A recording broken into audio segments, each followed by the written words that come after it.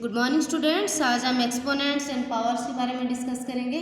Exponent and powers ये हमने class 7th में भी डिस्कस किया था। क्लास 7th में हमने इसके इंट्रोडक्शन पार्ट को डिस्कस किया था। डिफरेंट लॉज ऑफ एक्सपोनेंट्स के बारे में भी डिस्कस किया था। But today I will discuss about the laws of exponents with the negative power. ये क्लास 8 में जो आपका एक्सपोनेंट एंड पावर चैप्टर है ये टोटली आपका नेगेटिव एक्सपोनेंट के ऊपर डिपेंड है। तो हम जनरली शुरू करने से पहले इसका जो बेसिक या जो अर्लियर क्लासेस में हमने थोड़ा बहुत पढ़ा था इसके बारे में इसके ऊपर थोड़ी सी रिवाइज कर लेते हैं। जनरली हम एक्सपोनेंट किसको बोलते हैं, डेफिनेशन क्या हुआ, a number is multiplied to itself by number of times. जब एक नंबर को उसी नंबर से रिपीटेडली नंबर ऑफ टाइम पे मल्टीप्लाई किया जाता है तो हम उसको एक्सपोनेंट फॉर्म कहते हैं। For example here we can see, यहाँ पे हमने मल्टीप्लाई किया 4 इंटू 4 इंटू 4, 4 को 3 बार मल्टीप्लाई किया है। That means we can write 4 to the power 3। 4 to the power 3 means क्या है, 4 इट्स मल्टीप्लाइड थ्रू 3 टाइम्स, 4 को 3 बार मल्टीप्लाई किया गया। For example 5 into 5 into 5 into 5, we can write 5 to the power 4। ये होता है exponents form. Exponent form in this case ये एक एग्जाम्पल हमने लिया है 9 टू दी पावर 5। ये 9 टू दी पावर को हम अगर इसको जनरल फॉर्म में लिखना चाहते हैं we can write 9 to the power 5 means 9 को 5 टाइम मल्टीप्लाई किया गया है। 9 into 9 into 9 into 9 into 9, 5 times multiplication of 9 can be written is 9 to the power 5। ये 9 इज द बेस, 9 को बेस बोला जाता है एंड 5 इज द एक्सपोनेंट और इंडेक्स और पावर। हम 9 को बेस बोलते हैं, 5 कैन बी कॉल्ड एज, 5 को एक्सपोनेंट्स बोला जाता है, पावर बोला जाता है और इंडेक्स बोल सकते हैं। तो different types and 9 to the power 5 इसको हम वी कैन रीड, हम इसको क्या पढ़ सकते हैं, 9 टू दी पावर 5 और 9 raised to the power 5, 9 to the power 5 और 9 रेस्ट टू दी पावर 5। तो डिफरेंट टाइप्स है, 2 टाइप्स हम कोई से भी लैंग्वेज यूज़ करके उसको पढ़ भी सकते हैं। For example 3 to the power 4 हम इसको पढ़ सकते हैं और क्या बोल सकते हैं इसमें, हम इसको ये भी बोल सकते हैं 3 रेस्ट टू दी पावर 4, ये भी बोला जा सकता है।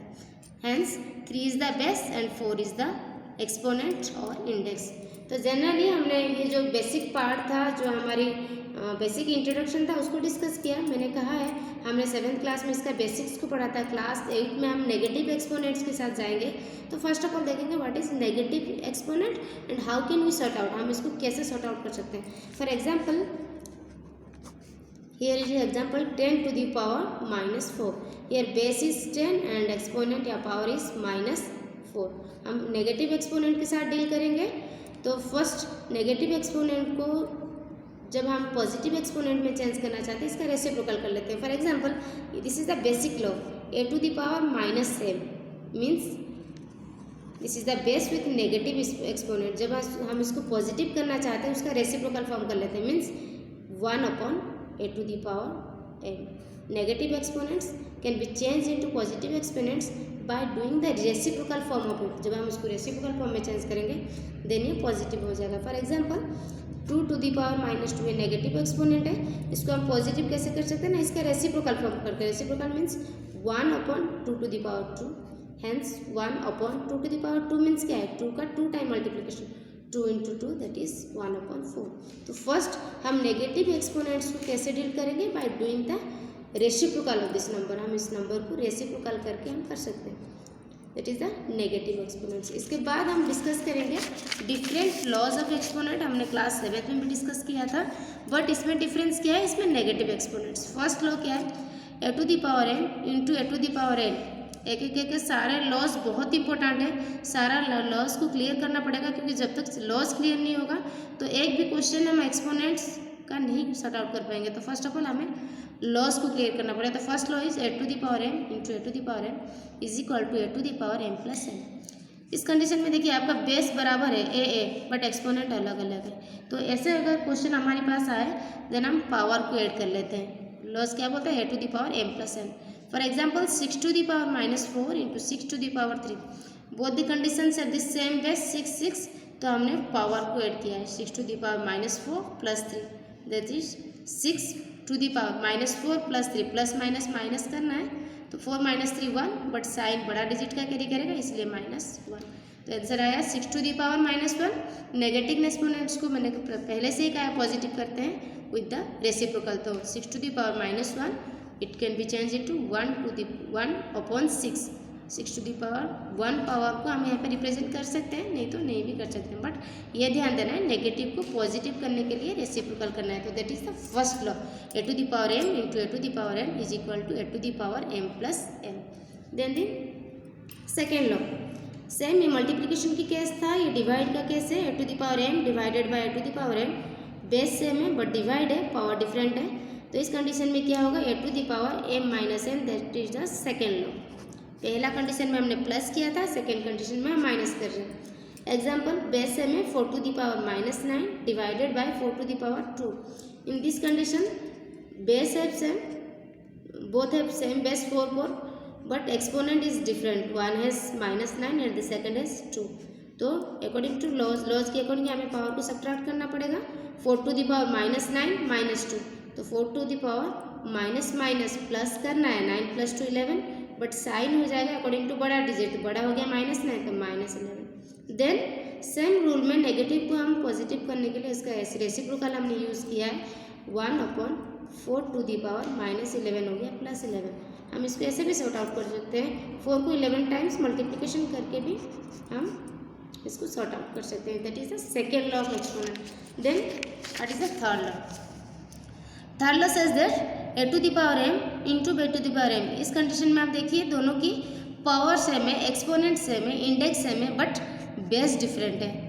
एक्सपोनेंट सेम है तो इसको हम ऐसे रिप्रेजेंट कर सकते हैं, a इंटू b, मतलब जो डिफरेंट बेस है, whole to the power m, दोनों की पावर m। फॉर एग्जाम्पल यहाँ पे एक एग्जाम्पल देखिए, -4 to the power -3 into -6 to the power -3। इस कंडीशन में देखिए डिफरेंट बेस है बट पावर सेम है, -3।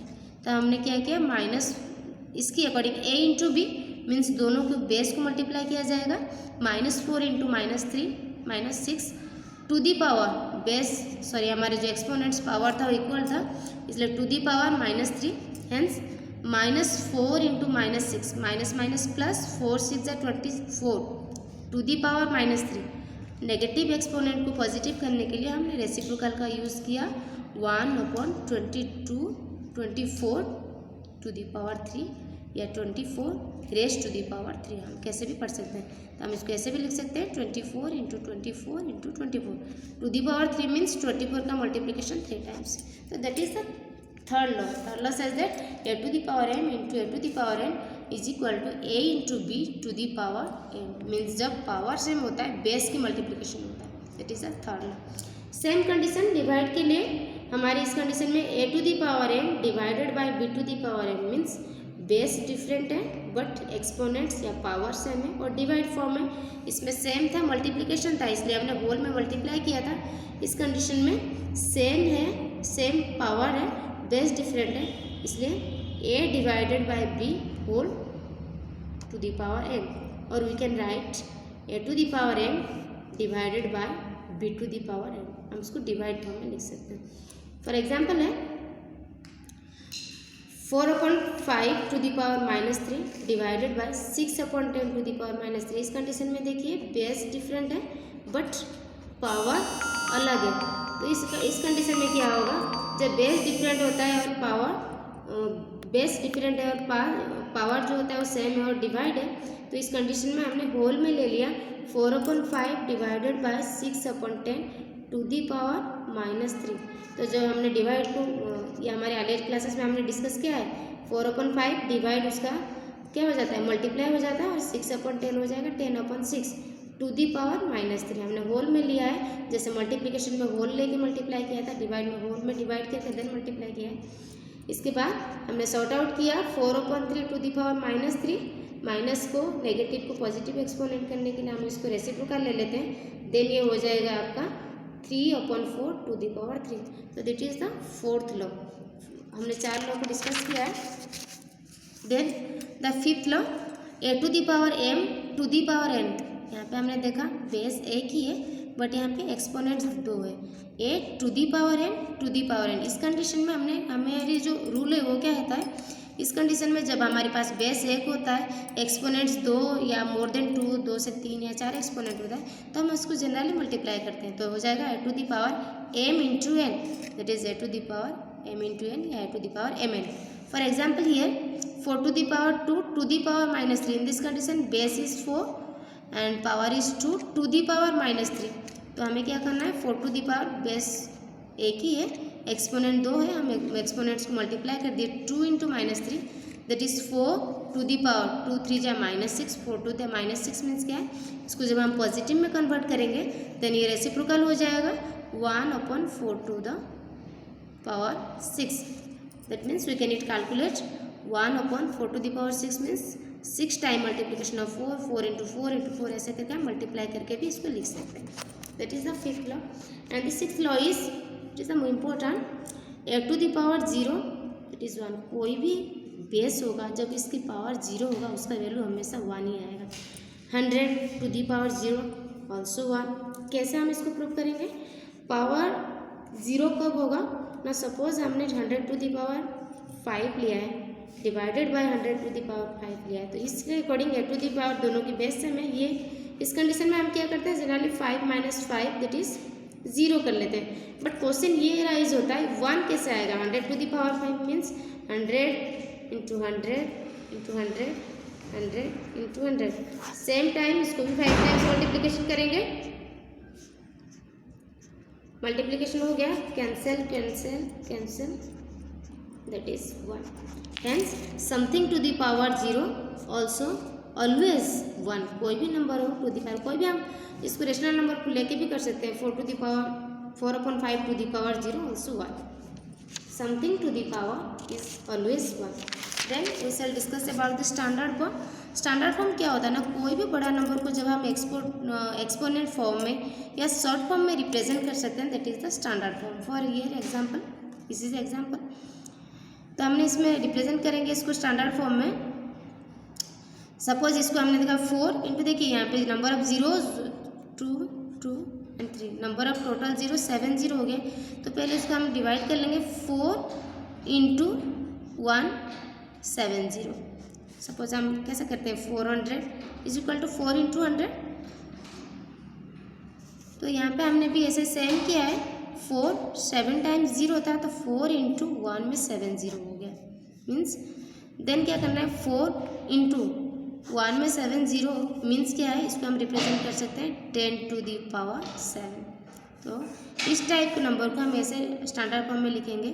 सपोज हमारी है 300, change into standard form 3 into 100, तो 3 इंटू 100 मीन्स क्या है, नंबर ऑफ 0 2 है तो 10 to the power 2, that is the standard form. Standard form में हम ऐसे रिप्रेजेंट करेंगे और ये पॉजिटिव एक्सपोनेंट को रिप्रेजेंट करेगा. Then second example 0.000009. This is a small value, ये पॉइंट डेसिमल में इसका वैल्यू बहुत ही कम होता है.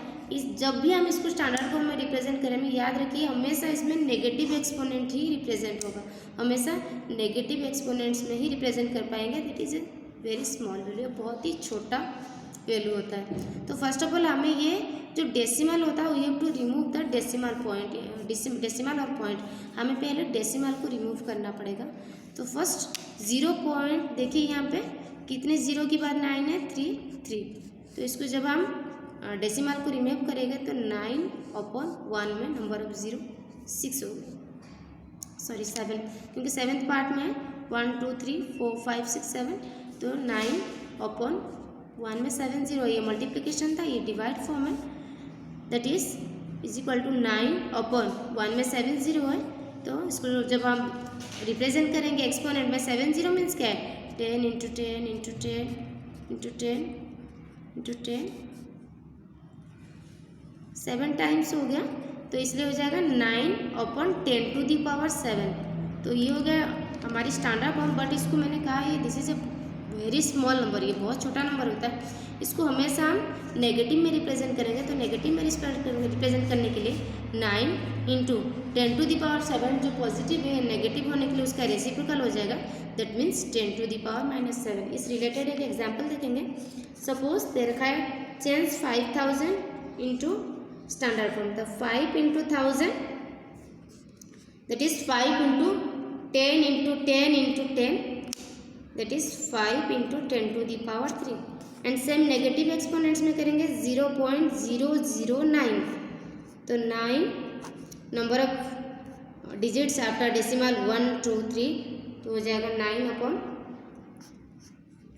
1000 को हम लिख सकते हैं 10 into 10 into 10, that is 9 10 to the power 3।